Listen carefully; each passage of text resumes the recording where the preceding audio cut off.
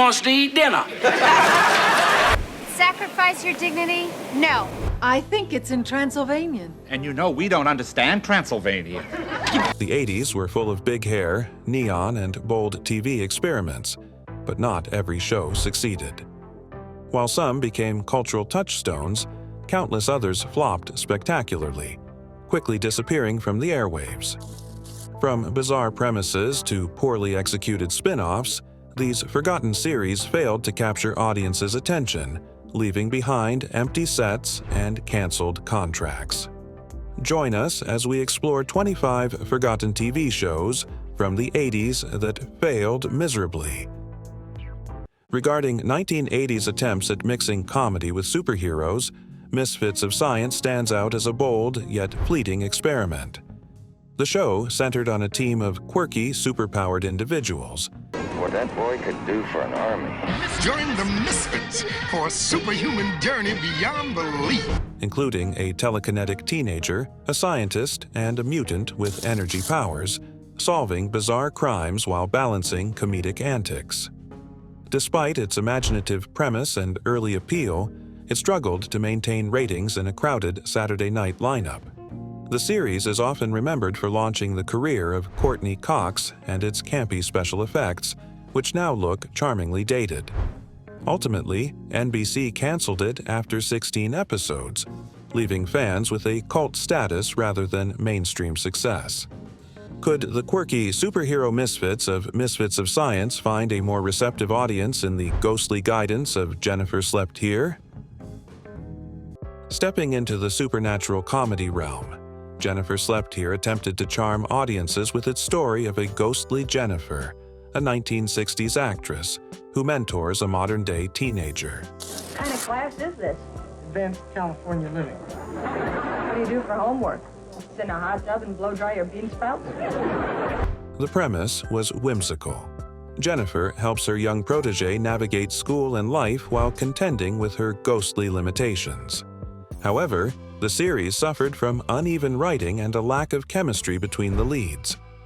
Airing on NBC during a competitive time slot, it struggled to find a stable audience. Despite a creative twist on ghostly mentorship and a clever mix of comedy and light drama, the show lasted only a single season. Its disappearance underscores the challenge of supernatural sitcoms in the early 1980s. In an era of fantasy-based comedies trying to capture audiences, Just Our Luck stood out with its modern take on genie mythology. No. What? What's wrong? Oh, nothing. Let's go. The series followed a young man who stumbles upon a genie's magic lamp, leading to comedic mishaps as he navigates everyday life with extraordinary powers. While the premise held promise, it failed to captivate viewers, partly due to repetitive plot lines and uneven comedic timing. Critics noted that the special effects felt underwhelming compared to contemporary shows, and the humor didn't always land. NBC canceled the series after 13 episodes, relegating it to a forgotten corner of 1980s television. Yet it remains a curious footnote for fans of short-lived fantasy sitcoms. Attempting to capitalize on the enduring popularity of the Brady Bunch, the Brady Brides shifted focus to Marcia and Jan, now married and navigating adulthood. Jan? Just wanted to kiss you goodnight.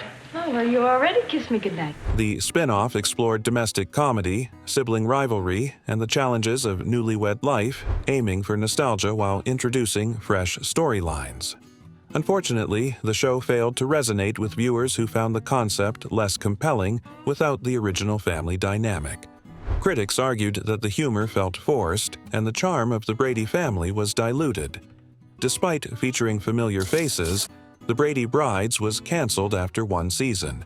Its brief run highlights how even beloved franchises can stumble when spun off into new directions, mainly when relying on familiar formulas.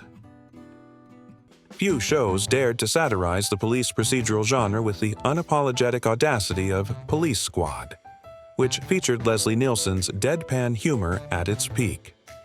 The series parodied crime dramas with absurd gags, rapid-fire visual jokes, and intentionally awkward dialogue, often leaving viewers laughing at both the subtle and overt humor. Despite its brilliance and later influence on the Naked Gun film series, the show suffered from poor ratings. I'm Captain Greta. Cigarette? Yes, it is.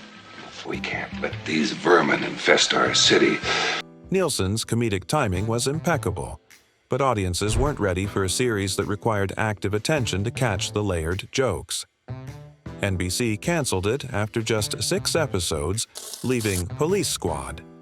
As a cult classic cherished by comedy aficionados, yet tragically short-lived. When Leslie Nielsen's comedic precinct falls short, could a behind-the-scenes look at animation in the Duck Factory engage audiences? In the early 1980s, the Duck Factory attempted to give viewers a behind-the-scenes look at a chaotic animation studio, with young Jim Carrey playing a naive but ambitious animator. The series cleverly mixed workplace comedy with satirical commentary on the animation industry, featuring eccentric co-workers and bizarre production mishaps. However, it struggled to find an audience despite Carrey's emerging talent, likely because its humor and insider industry jokes were ahead of their time.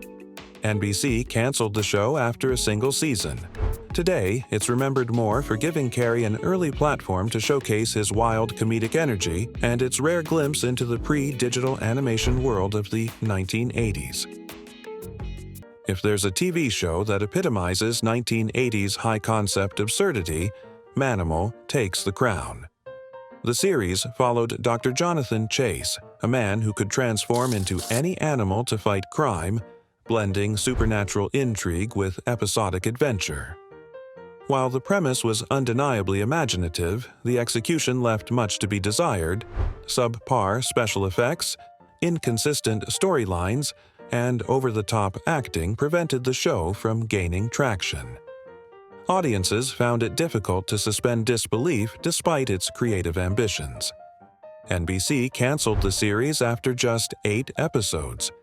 Yet, Manimal retains a certain nostalgic charm as a cult favorite for fans of so bad it's good television, often cited in discussions of failed high-concept science fiction experiments of the decade. When shapeshifting fails to impress, could the high-tech wizardry of the wizard enchant viewers instead?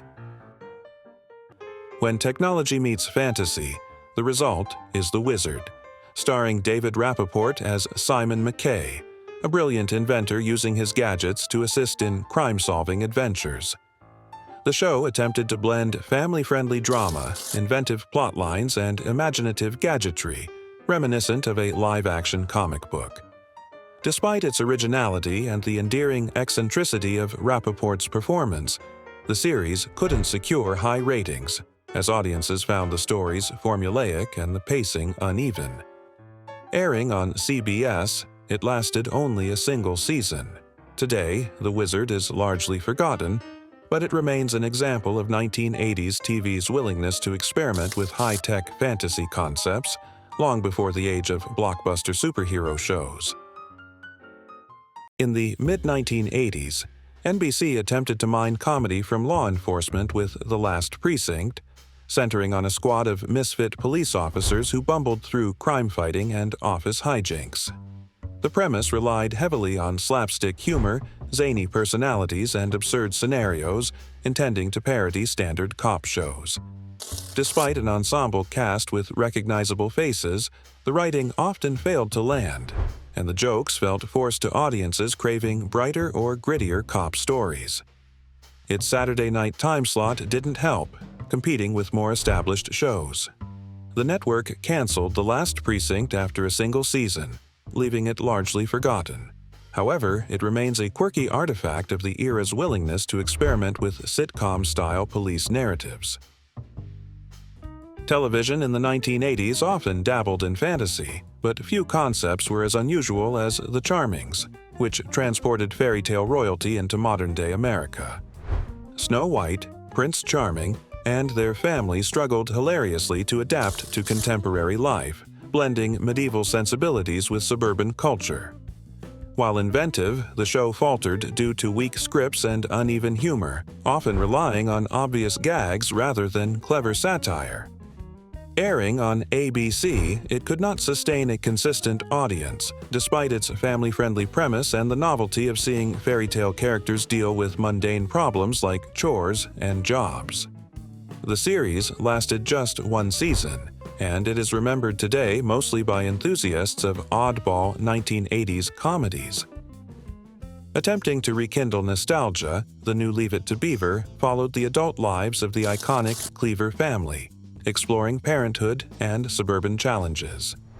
Thanks, Mom, but I can handle this. Son, you've got the rest of your life to work. Now's your time to play. While the original series remained beloved, the sequel struggled to capture viewers' attention, as the charm of black and white episodes didn't always translate to 1980s sensibilities. Despite strong performances from original cast members like Jerry Mathers, modern storytelling and a perceived lack of freshness contributed to uneven reception. Airing in syndication rather than a prime network slot, the series survived 6 seasons but never achieved significant ratings or critical acclaim. Today, it's forgotten mainly outside dedicated fans of retro family sitcoms and television history enthusiasts. If revisiting the Cleavers can't captivate, could the humor of Red Fox in The Red Fox Show finally strike gold? After dominating the 1970s with Sanford and Son, Red Fox attempted a television comeback with The Red Fox Show, portraying a retired comedian navigating everyday life. Who wants to eat dinner? While Fox's charisma remained undeniable, the series suffered from weak writing, repetitive storylines, and a lack of supporting cast chemistry.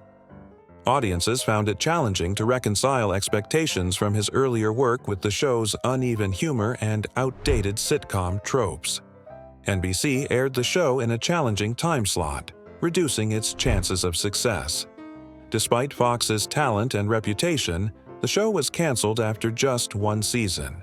Today, it's remembered as a minor footnote in the career of one of television comedy's most legendary figures.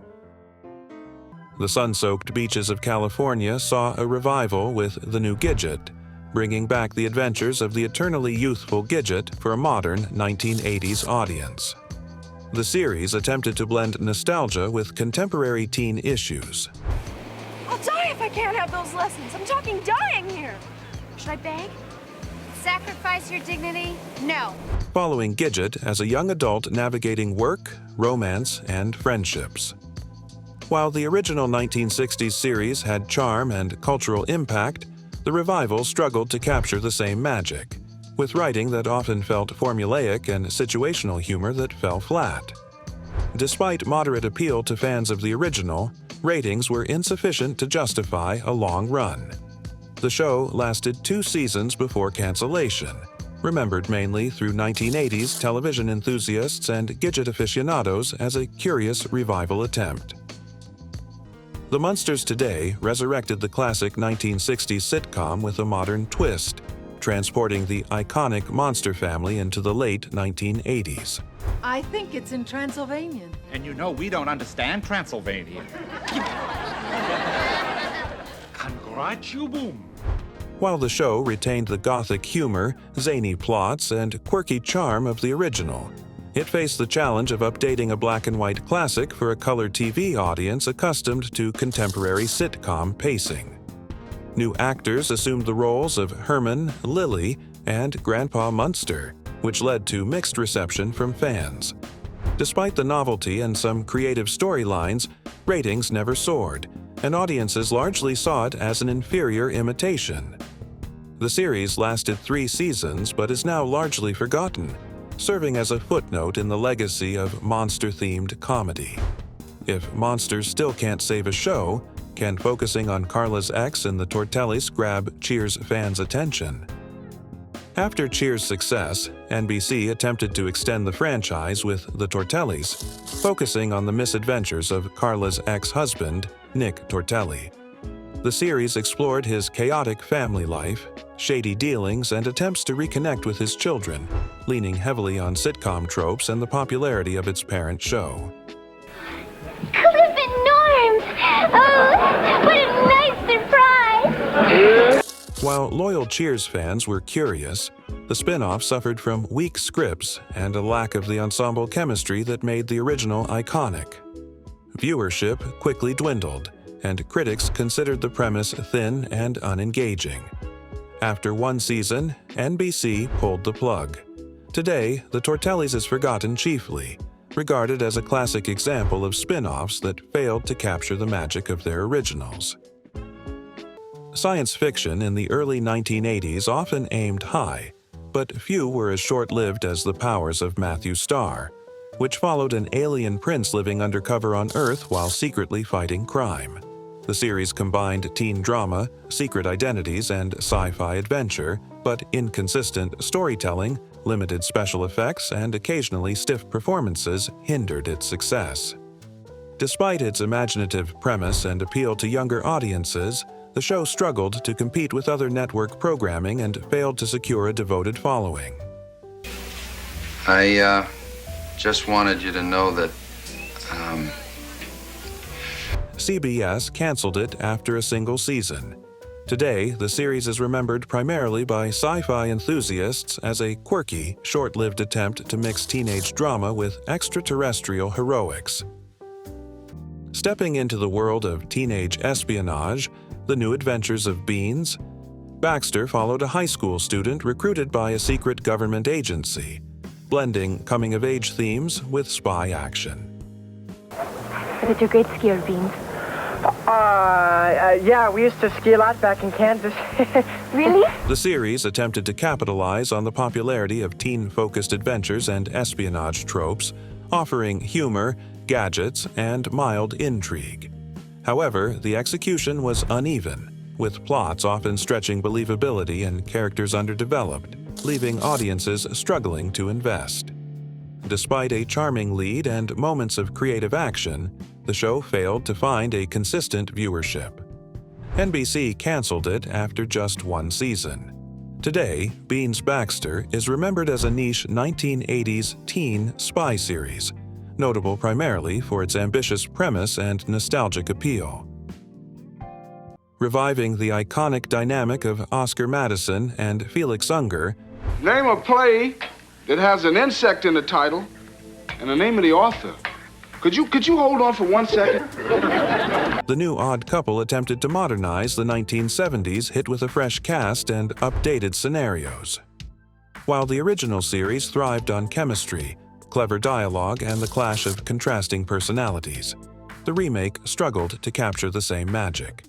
Critics noted that the humor often felt recycled, and the actors lacked the memorable charisma of the predecessors. Airing during a competitive time slot, the show failed to gain traction with both fans of the original and new viewers.